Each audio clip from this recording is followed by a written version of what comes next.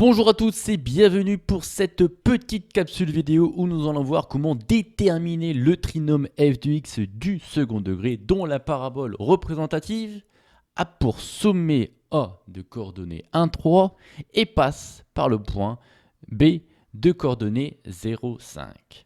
On pensera bien sûr à utiliser la forme la plus adaptée pour répondre à cette question, c'est-à-dire d'après votre cours, soit la forme développée, soit la forme canonique, soit la forme factorisée.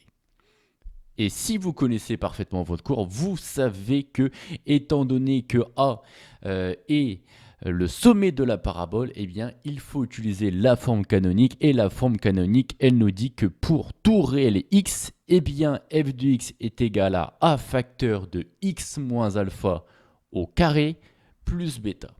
Et si on se rappelait un petit peu ce que ça veut dire cette forme canonique qui est généralement un peu plus compliqué pour les élèves. Je vous ai fait une petite représentation graphique sur le côté pour que vous arriviez à comprendre.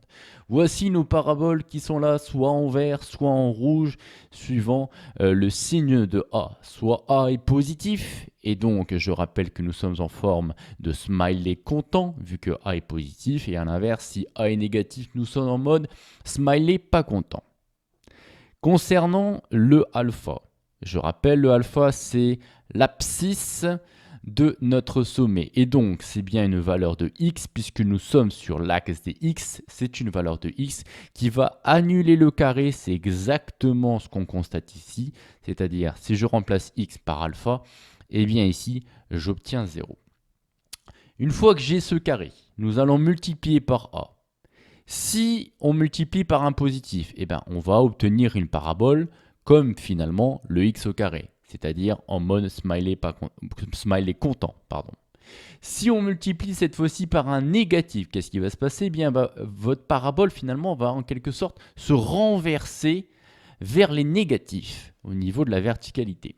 Et donc, ça veut dire que nous allons plutôt utiliser la parabole en mode smiley pas content.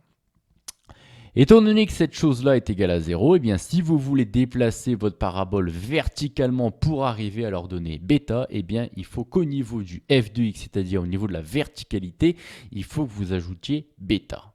Voilà, je vous ai fait une rapide explication entre l'expression de la forme canonique que vous devez connaître par cœur et finalement son explication à partir du graphique qui est sur la droite.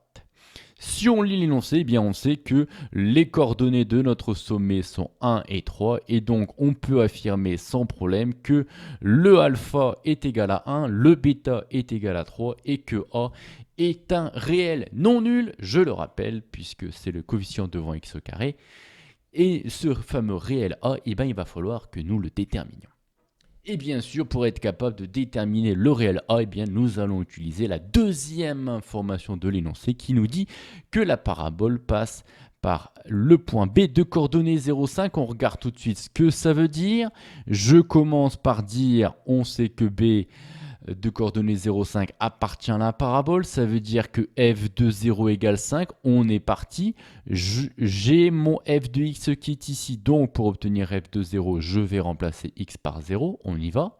Ça me fait a facteur de 0 moins 1, puisque alpha égale 1 au carré, plus 3, puisque bêta égale 3. Voilà ce que ça nous donne. On recopie également l'égal 5. Nous obtenons ceci. À partir de là, on fait rapidement les petits calculs de tête. 0 moins 1, ça me fait moins 1. Moins 1 au carré, je rappelle, un carré positif, donc le résultat positif. Moins 1 fois moins 1, ça me fait 1. J'obtiens donc A plus 3 égale 5. Je suis content et j'espère quand même que quand vous voyez A plus 3 égale 5, vous vous doutez directement que A est égal à 2. Et bien voilà, nous avons trouvé la valeur de alpha, de bêta, de A, eh bien, nous pouvons conclure sans problème en affirmant que f de x est égal à A, c'est-à-dire 2, facteur de x moins alpha, c'est-à-dire x moins 1, le tout au carré, plus le bêta, c'est-à-dire 3.